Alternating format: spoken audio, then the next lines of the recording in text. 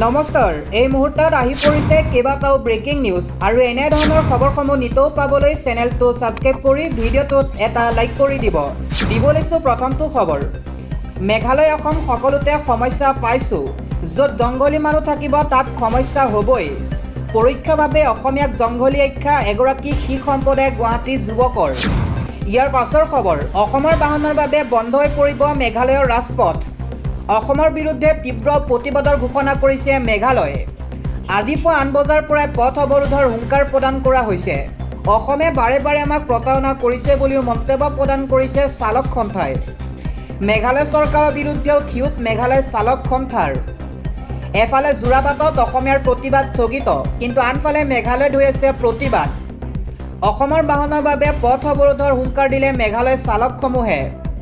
অসমৰ পঞ্জীয়নকৃত বাহনৰ বাবে বন্ধ হৈ পৰিব মেঘালয়ৰ পথসমূহ। অসমৰ বাহন প্ৰৱেশ কৰিবলৈ নিদিয়াৰ হুংকাৰে বৰ্ণিহাটত চলিব তীব্ৰ প্ৰতিবাদ। মেঘালয় চালক সন্থাৰ স্থিতিত তীব্ৰ সমালোচনা অসম চালক সন্থাৰ। লিখিত প্ৰতিশ্ৰুতি প্ৰদান কৰিও পূৰণ নকৰিলে ৰাইজে মানি নল'ব। দম্ভালি দেখুৱাই বিপদত পৰিছে মেঘালয়। 4 দিনত প্ৰায় 17 কোটি ৰাজহ হেৰুৱালে মেঘালয়। চতুৰ্থ দিনাও কমা নাই মেঘালয়ৰ দম্ভালি। এই মুহূৰ্তত জনাইছোঁ আন এটা খবৰ, টেক্সি চালকৰ দম্ভালিত খোজে খোজে বিপদত পৰিছে মেঘালয় চৰকাৰ। 4 দিনত প্ৰায় 17 কোটি ৰাজহ হেৰুৱালে মেঘালয়। মেঘালয়তে এতিয়া জনশূন্য হৈছে পৰ্যটনস্থলীসমূহ। হোটেল হোমষ্টেত থাকিবলৈ নাই কোনো মানুহ। মেঘালয় পেট্ৰল পাম্পত পেট্ৰল ডিজেল বিচাৰি হাহাকাৰ। চেৰাপুঞ্জী, ডাউকি, জোৱাৰ পৰ্যটনস্থলীসমূহতো নাই কোনো পৰ্যটক। গ্ৰাহক বিচাৰি হাহাকাৰ কৰিছে অটো টেক্সি চালকসমূহে।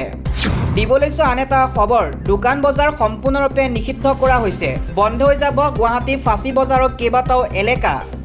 ব্যৱসায় নিষিদ্ধ এলেকা হ'ব ফাঁচী বজাৰৰ কেইবাটাও পথ। কেইবাটাও পথত আৰু আপুনি নেদেখিব দোকান বজাৰ।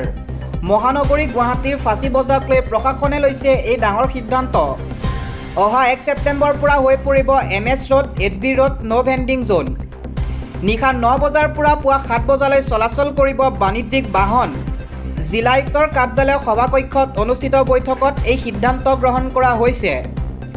যান বাহন আৰু পাৰ্কিং ব্যৱস্থাপনা সুচাৰু কৰাৰ স্বাৰ্থতে এই সিদ্ধান্ত লোৱা হৈছে।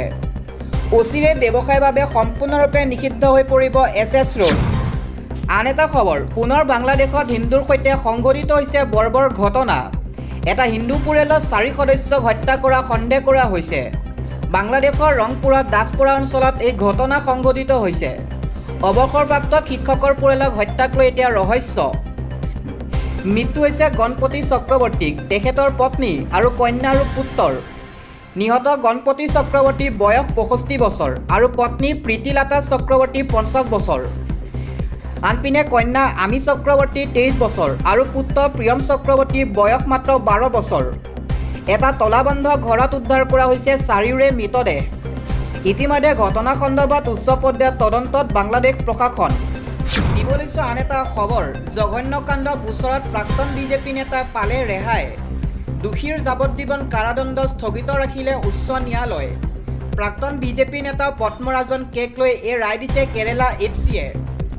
বিগত বৰ্ষৰ নৱেম্বৰত ফাষ্টেগ আদালতত দোষী সাব্যস্ত হৈছিল পদ্মৰাজন। কেৰালাৰ পালাথাই এখন বিদ্যালয়ৰ ছাত্ৰীয়ে পদ্মৰাজনে কৰিছিল কুকাণ্ড। সেই সময়ত বিদ্যালয়খনৰ মালায়ালাম শিক্ষক আছিল পদ্মৰাজন কে। ফাষ্টেগ আদালতৰ ৰায়ক প্ৰত্যাহ্বান জনাই পদ্মৰাজন দ্বাৰস্থ হৈছিল HC অৰ্থাৎ হাইকোৰ্টৰ। শাস্তি ৰেহাই বিচাৰি বা নিলম্বনৰ বাবে কৰিছিল আবেদন।